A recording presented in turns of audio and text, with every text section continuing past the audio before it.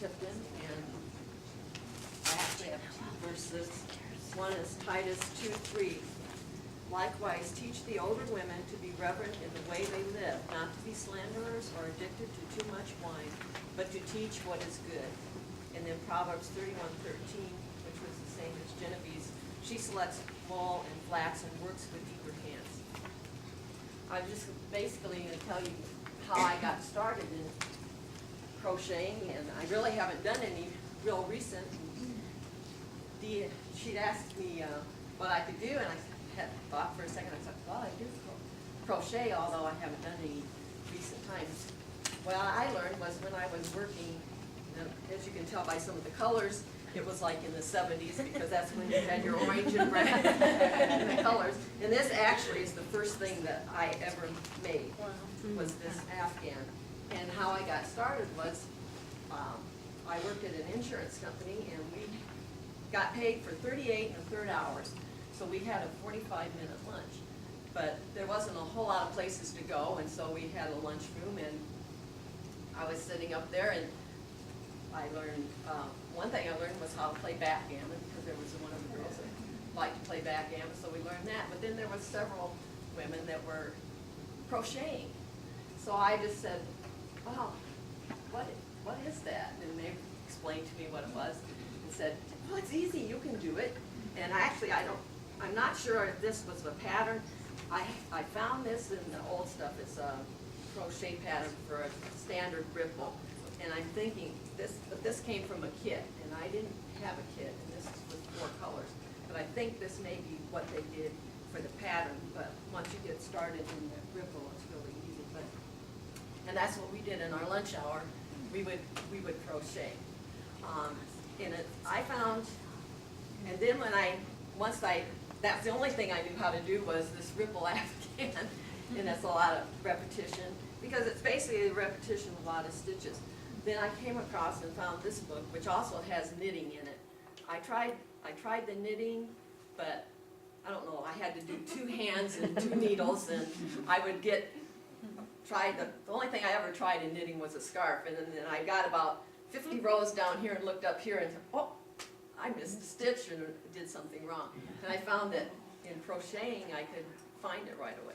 But then I found this book, and I've made some copies of the basic pages, and I've given some samples here of just some of the stitches.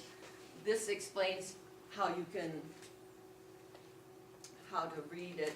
Actually, these are the things that I have, and there's copies of it here. Basically, your crocheting is you just have your needle, and they come in different sizes. Your pattern will tell you what size of needle and what kind of yarn you need. You do it to gauze. Sometimes if you're loose or tighter, you might have to change the needle to come to the same size as they do. In an Afghan, as long as you're pretty much a steady stitch, it's not going to really make a difference whether you're following that exactly. But they tell you the size of the needle is in here on the needle. And there's basically, everything starts with a chain, this is a sample where I started a chain.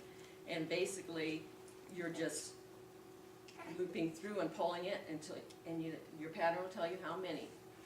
And then the chain, if you're going to do something long, like an Afghan, it'll say chain like 176. And then you'll be working this way. A lot of the things, some of the things I have, like this, the pink and white here is squares, and they call them granny squares. And you basically start again with a chain, and then you just join with a slip, and it starts in the middle, and then you learn the thing. So then you go from the chain, and then your pattern will call. You single crochet, you have a double crochet, you can do a treble and a half double, and pretty much you can do all of those. And the difference in that is just how many times before you go in and what they call yarn over. You pull a piece up, and then you just pull through the loops. This particular one is just a sample. That book with the instructions there shows you how to hold the needle, shows you how to start the thread.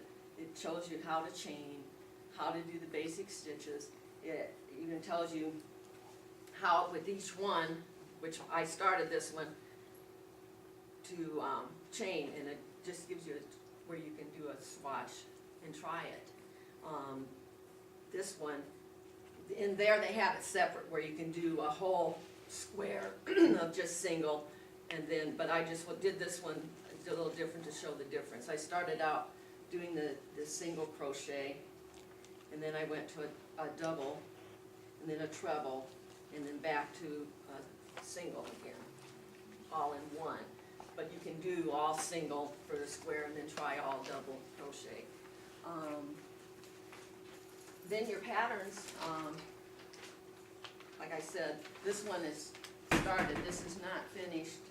In fact, this has been sitting probably for 10 years unfinished. And now this is actually a thing where I've really gotten interest to start into this. And now that I'm retired, maybe I'll get this one finished. This one is the second one I had started. I've done this one, and this is what it looks like when it's finished. The first one I did, I gave to my mother, and she has it at home. Then just following instructions. This is another piece that's unfinished. I ran out of yarn. I was just trying to see if I could do this. Now you could keep going and make it into an afghan. You could just do this stitch out maybe another row, put some fringe on the end, and then you'd have a scarf. So there's all kinds, and you can make all different types of things. This one here is this one, and that you could update and use this pattern, but update it with new colors and that. And basically, it's a form of a granny square, but it's more of a hexagon. It comes out in a hexagon shape. But all of these are variations.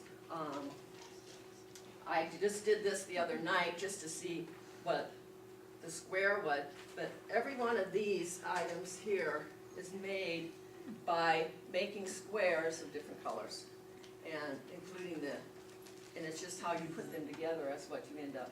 So you can make all kinds of things. This was another one.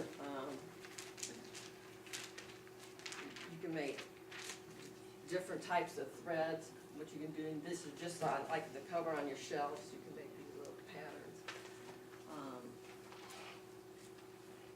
Let's see, I think I had.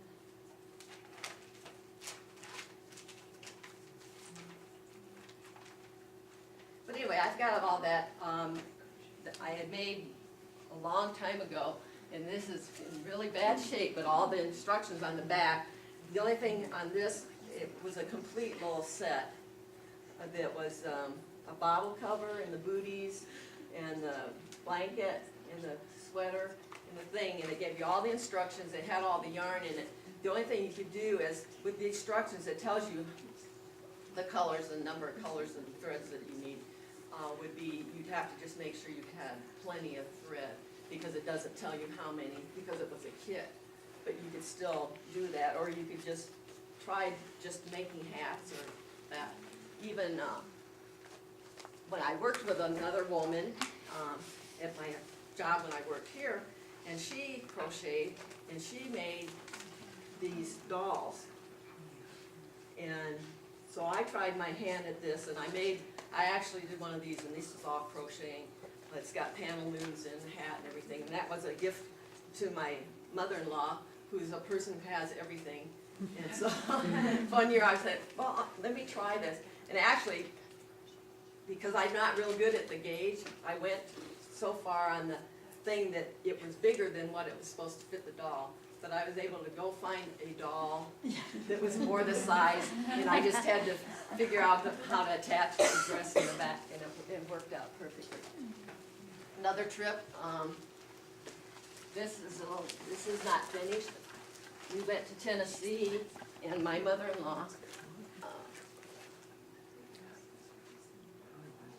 the lady across the street, we were over there talking, and she was showing me that she had these rugs.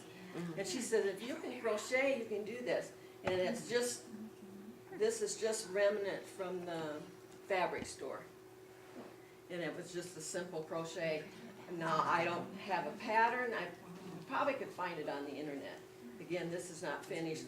I wanted to make it bigger, and I was afraid I was gonna run out of yarn. But even this, and it's just a larger crochet hook, but then it's may end up being a rug. But basically, that's it. I have some other patterns and that, but it's basically, like I said, if you single crochet, this has all the abbreviations, what yarn over, and it shows you how to yarn over, pull everything. And any of you afterwards, if you like, you can come up and you can try it out, see if you like it. And then all you need is some extra yarn, and try it out for yourself. Because it is a dying art, not too many people do it. Thank you. Thank you, Bonnie.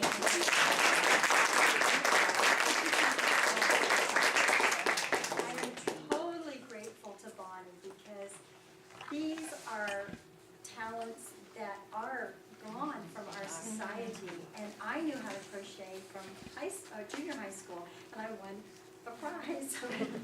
I did the slippers, and I was telling Bonnie that when I was pregnant with twins and had less than a 2-year-old, I didn't have any money with my husband just getting out of the service, and so I crocheted everybody a pair of slippers. All was the cost of my time and my yarn.